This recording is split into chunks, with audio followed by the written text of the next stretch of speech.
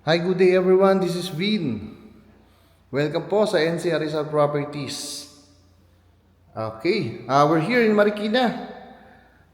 Disclaimer lang, please take note, yung area natin, hindi binabaha. Kahit anong bagyo pa yan, kahit nung Ondoy, ano pa, malakas na bagyo, Ulysses. Yan, ano pa ba? Basta, kahit na anong pinakamalakas na bagyo, hindi po talaga inabot ng baha ito. Alright? So, mataas na part dito sa SSS Village, okay? So, let's start. Lot area natin dito, 130 square meter, and then yung floor area natin is around 240 square meter. So, nakita nyo naman kanina yung parking space natin, maluwag na maluwag. So, 2 SUVs. Or kahit anong sakyan, kasya po, dalawa. Alright? So, ito, yung ating living area. Alright? So, yan yung space. Dito, meron tayong powder room. Nakita ko lang, ha? Okay, so ito yung ating powder room for visitors po. Okay? O, itong ilalim ng hagdan, tingin ko mas okay na nakaganyan lang yan. Kasi parang hindi babagay kapag nilagay nyo ng cover. Gagawin yung tawag dito, bodega. Lagay ng mga walis, dustpan, di ba? Okay. Etong space na to, maganda to for siguro study area. Okay? Tara. So dito yung ating dining and kitchen area, right? Dining and kitchen area. Okay? Then meron tayo ditong small, ito naka-artificial po. Okay? Ito may sliding door. Buksan ko nga. Ayan. Actually, lupa naman yan. Pwede nyo tanggalin yan and free kayo. Baka gusto nyong gawing mas kung ano man ang gusto nyong gawin, di ba? So, ito naka-open. Papakover na lang, di ba? Okay. Cover nyo na lang.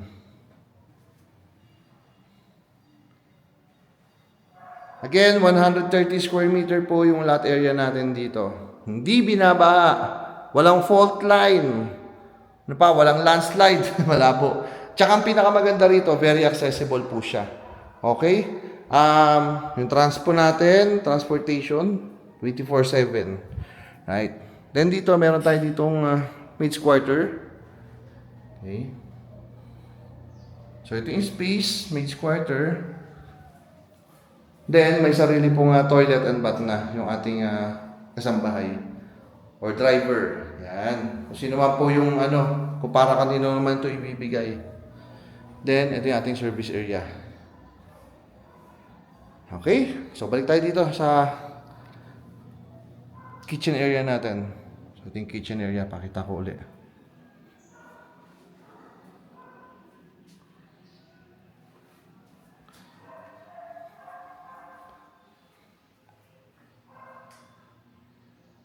Okay, so dining area. Kita nyo naman, nakahiwalay na siya. And yung ating living area. Right? Living area, no? Ayan, no? Okay, so tara, nakita na second floor. So dito sa second floor, we have 3 bedrooms. Lahat po may sariling toilet and bath. Siyempre, pinagkaiba lang yung ating master's bedroom. Meron pong walk-in closet. Yun lang naman yung pinagkaiba niya. And syempre yung space. Pero decent space po talaga. Kahit yung 2 bedrooms natin, magaganda yung space niya. So unahin natin dito yung ating first bedroom. Lahat din may built-in cabinet ha. Itong 2 bedrooms natin.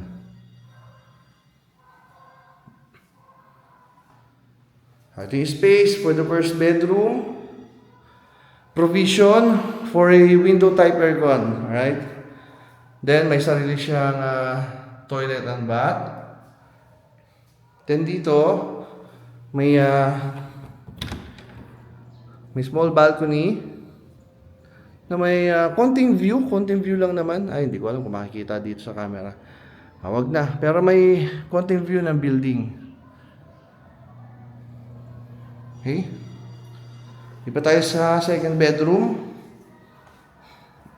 So, ang total natin dito is 3 bedrooms po. with maid's quarter. Alright? So, ito yung second bedroom. Meron din siyang, ayan o, private bathroom area. Okay? So, tara, labas tayo. Kung naririnig nyo, ewan ko kung narinig din sa video, may bumabating-ting, yan. Kuha ng basura dito ngayon sa Marikina.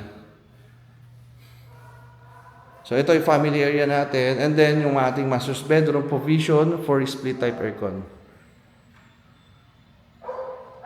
Ito yung space.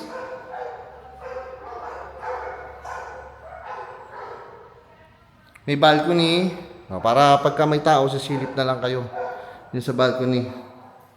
Then, ito yung ating master's bathroom area.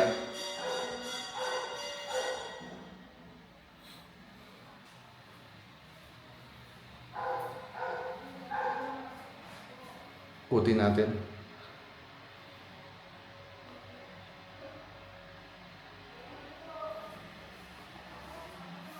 Once again, yung ating master's bedroom po. Ayan, hindi ko alam kung naririnig yung bating-ting. Kung anong basura. Okay, then dito meron tayong walk-in closet. Ito nakasikreto, pero medyo pinorma ko na para hindi ako mahirapan. Yan. Okay, so dito yung ating walk-in closet. Oh.